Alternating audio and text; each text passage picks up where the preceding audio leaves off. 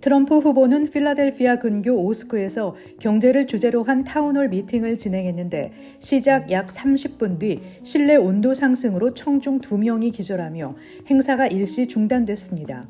트럼프 후보가 에어컨을 틀어달라고 요청하자 크리스티 노엠 사우스다코타 주지사는 지금 경제 상황으론 감당할 수 없을 것이라며 조 바이든 행정부를 비꼬았습니다. 그런데 이때부터 트럼프 후보는 이제 질문하지 말고 음악이나 듣자며 여기 질의응답 듣고 싶은 사람이 어디 있냐며 노래를 틀어줄 것을 요청했습니다. 무려 39분 동안 음악을 틀어놓은 채 트럼프 후보는 별다른 말 없이 춤만 추며 무대에 머물렀습니다. 이에 대해 소셜미디어에서는 트럼프는 괜찮지 않다는 해시태그를 단 게시물들이 퍼지는 등 파장이 일고 있습니다. 퓨 리서치 센터 조사 결과 아시안 유권자 중 해리스를 지지하는 비율은 62%로 공화당 도널드 트럼프 후보 지지율 30%의 2배를 넘어섰습니다.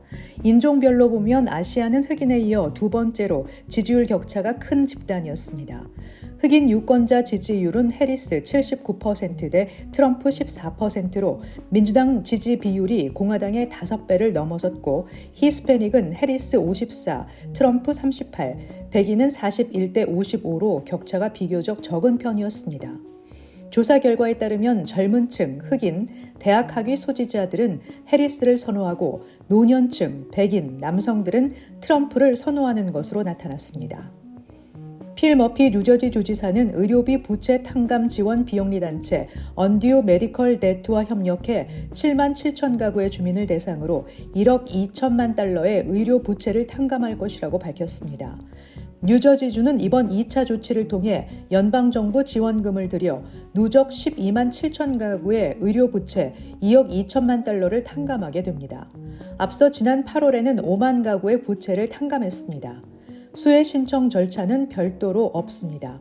자격은 연방 빈곤선 소득 기준의 400% 이하인 가구, 의료 부채가 연간 소득의 5% 이상인 가구 등이 해당됩니다.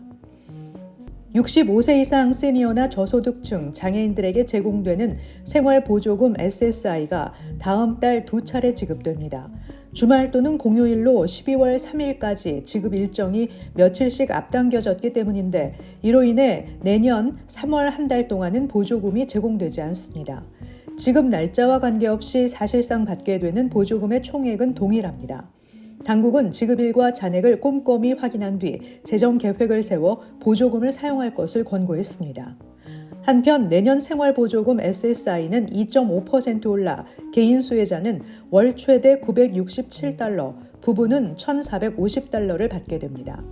인상된 보조금은 12월 말 지급되는 체크부터 적용됩니다. 중국과 미국 간 판다 외교가 재개되면서 자이언트 판다 2마리가 워싱턴 DC에 상륙했습니다. 중국이 워싱턴에 새로운 판다를 보낸 것은 24년 만입니다. 3살인 바오리와 칭바오 2마리의 판다는 스미소니언 국립동물원으로 이송돼 10년간 머물게 됩니다. 자이언트 판다는 미중 긴장 완화의 상징으로 1972년 시작됐습니다. 당시 판다는 미국에서 큰 인기를 끌었고 한때 15마리의 판다가 교류됐습니다. 하지만 미중 관계가 악화하면서 한동안 판다 외교는 중단됐습니다.